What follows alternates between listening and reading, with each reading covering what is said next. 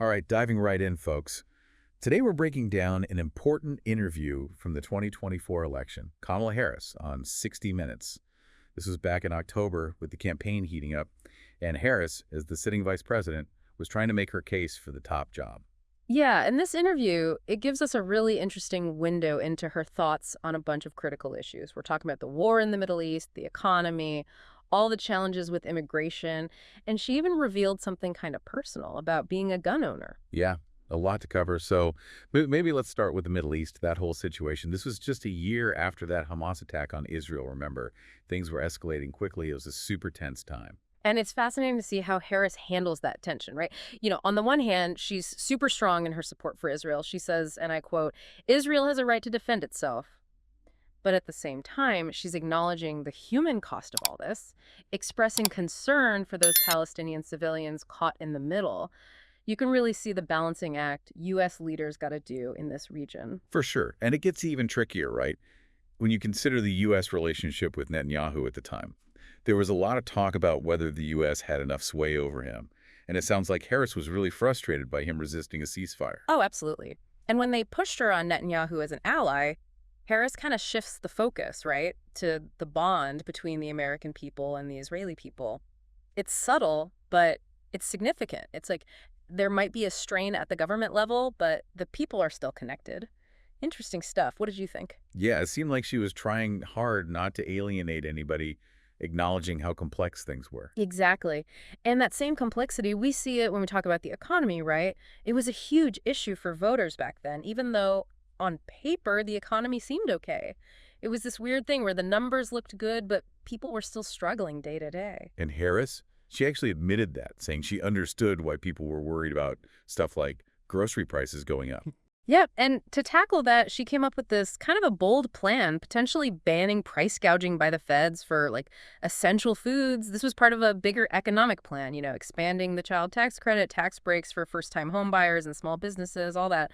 Popular ideas, but of course, everyone's wondering, how are you going to pay for all this? And that's where it gets interesting. The interviewer, Whitaker, he brought up the fact that her plan, it was projected to add like $3 trillion to the deficit. So Harris, she defends her approach, talks about being dedicated to public service, but also about understanding how capitalism works. It feels like she's trying to appeal to, well, everyone, both sides. Right. It was definitely strategic. She's trying to be seen as compassionate, but also fiscally responsible, trying to bridge that gap. Whether voters bought it, that's a whole other question. But it shows how she wanted to frame her economic vision. All right, let's switch gears to immigration, another big topic in 24.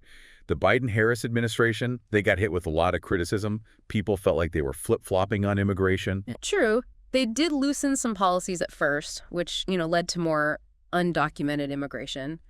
But then they kind of got tougher, right? Harris went down to the border. They backed Biden's crackdown on asylum seekers. And actually, after that, border crossings went down. Well, Whitaker, he wasn't letting her off easy. He straight up asked her, why not do this sooner? Why wait? And Harris, she put the blame on Congress. She specifically called out Trump for blocking that bipartisan border security bill back when he was president. It just shows how hard it is to get anything done on immigration, all the political gridlock, even when everyone agrees there's a problem. Yeah, that's the thing. Everybody knows it's a problem, but nobody can agree on a fix. Exactly. And any leader who tries to deal with this, it's an uphill battle. What did you make of how Harris handled that whole immigration question? It felt like she was owning up to some missteps, but also defending the choices they ended up making. Tough spot for sure. No doubt. Really complicated, no easy answers. And that's something we see again and again in this interview. Yeah, before we move on, quick reminder, make sure you subscribe to the channel, follow us for more of these deep dives.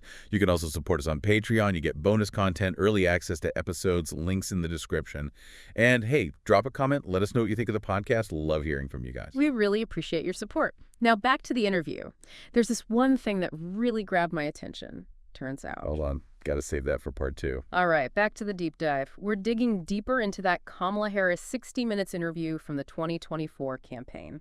Picking up where we left off, talking about how the Biden-Harris administration had to deal with all that criticism over how their immigration policies seem to evolve, I guess you could say. Yeah, and now things are about to get interesting. Remember, we were about to reveal something pretty unexpected about Harris. Right, so it comes out she's a gun owner. Yeah. And not just any gun, a Glock.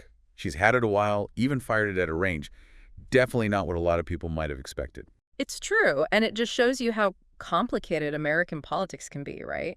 You have someone who's been pushing for gun control, but she owns a gun herself. Makes you think about all the nuances of these issues, how personal experiences play into someone's views. It definitely adds another dimension to her. And I think this interview, overall, it really showed us all these different sides of Harris. Mm-hmm. Dealing with foreign policy, trying to connect with voters on a personal level, even sharing some things about her private life. Definitely a reminder that politicians, they're people too, with their own histories, their own ways of seeing things. And this interview, it gave us a glimpse into that. But it wasn't just about personal stuff. It was a chance for Harris to talk about her vision for America's place in the world, especially with China. Yeah, that was huge back then, right? Yeah. U.S. and China, all that economic competition. People worried about China getting more powerful globally. Absolutely. And Harris, she was clear. The U.S. has to win that competition. It's about America's future in this century, she said. And she wasn't shy about being tough on China, saying we have to protect our interests, stand up for democracy, all that. But it wasn't just about, like, going head to head. She also talked about the need to work together, especially on things like climate change. You're right. She acknowledged there's some common ground there, that the U.S. and China got to find ways to cooperate on those global issues. It was more nuanced than just seeing China as the enemy, you know. And the tough talk wasn't limited to China, right? She had some strong words for Russia, too, especially with what was happening in Ukraine. Oh, yeah. That war had been going on for a year by then. Tensions were super high. Harris, she condemned Russia's unprovoked aggression, made it clear that supporting Ukraine's right to defend itself was super important. But Whitaker, he pushed her a bit, asking what a good outcome would even look like. Would she be willing to meet with Putin one-on-one? And Harris was firm on that. No way she'd talk with Putin alone, unless Ukraine was at the table, too. She said any solution had to involve Ukraine, respect their sovereignty. It showed she was open to diplomacy, but not to just giving in to aggressors. Exactly. And you see that same firmness when Whitaker brings up NATO expansion. That was a huge sticking point with Russia. Harris, she was smart about it, didn't make any specific promises, said those were things to deal with if they came up. She was focused on helping Ukraine defend itself right then, not trying to say things that might escalate things further. It was really interesting how she compared her approach to Trump's, saying all his talk about ending the war on day one. That was basically surrendering. That was a sharp contrast, for sure, showing how different their views on foreign policy were. Harris came across as steady, resolute, willing to talk, but also ready to stand up to aggression. Throughout this whole interview, what struck me was how Harris really tried to connect with the people watching, speak to them directly. Yeah, there were those moments where it felt like she was looking right at the audience, trying to get through to them, show her sincerity. Remember when she talked about how it was important for voters to get to know her, what made her tick? It didn't feel like a politician's spiel. It felt like she was trying to be real, show she was more than just a political figure. Absolutely. And that part at the end, when she talked about why Trump canceled his own 60 Minutes interview, it was a smart move, using his absence to make herself look good, show that she was the one willing to have an open conversation. It was like she was saying, I'm here, ready to answer your questions. Where's he? And that probably resonated with viewers who wanted transparency, leaders who'd be accountable. It's easy to get lost in all the policy details, but the overall impression a candidate gives off, that's what matters.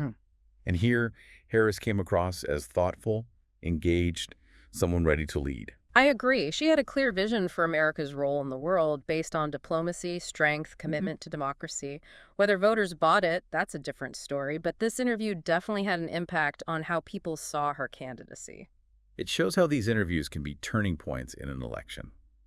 Voters get a glimpse into what these candidates are thinking, what they believe. And it's up to us as citizens to really look at these moments, cut through the noise, and figure out what we think. That's what the deep dive is all about. And before we wrap up this part of the deep dive, thanks to all our listeners for your support. If you enjoy the show, hit that subscribe button, leave a review. It really helps us get the word out, keep the conversation going. And if you want to go the extra mile, you can join us on Patreon.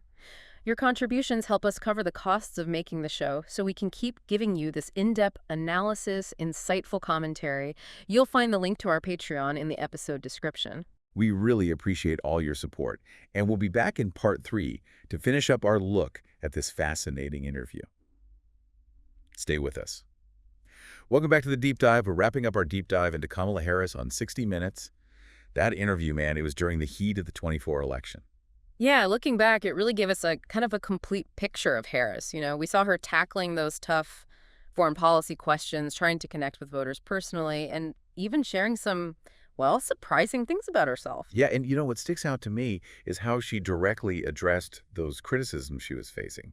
People were saying she flip-flopped on issues, right? Yeah. But she just went right at it, saying she was willing to listen to build consensus, find that common ground. It's a tough thing to do, isn't it? Trying to show voters you're a strong leader, but also that you're open to different viewpoints. Absolutely. It's a challenge for any politician, especially when things are so divided. Hmm. But Harris, she clearly wanted to try and bridge that divide, be someone who could bring people together, not split them further apart.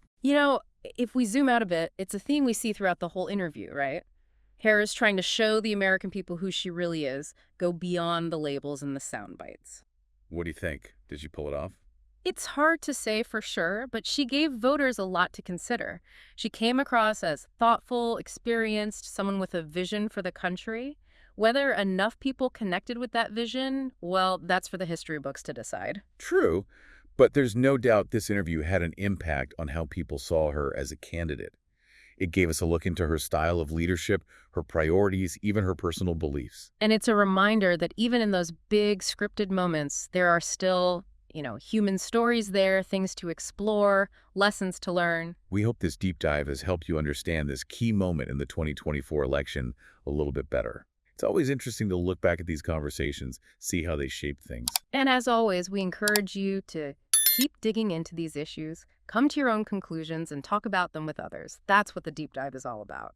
And before we sign off, quick reminder, hit that subscribe button, ring the notification bell so you don't miss any upcoming episodes. We've got some really interesting deep dives in the works. You won't want to miss them. And if you're liking the show, we'd love to hear your thoughts. Leave a comment down below. Your feedback helps us make the show even better. Make sure we're giving you the kind of content you want. And of course, if you're feeling extra generous, you can support us over on Patreon. Those contributions help us keep the show running so we can keep bringing you these deep dives. The link to our Patreon is in the episode description. Thanks for being a part of the deep dive. Until next time, keep exploring, keep learning, and keep diving deep.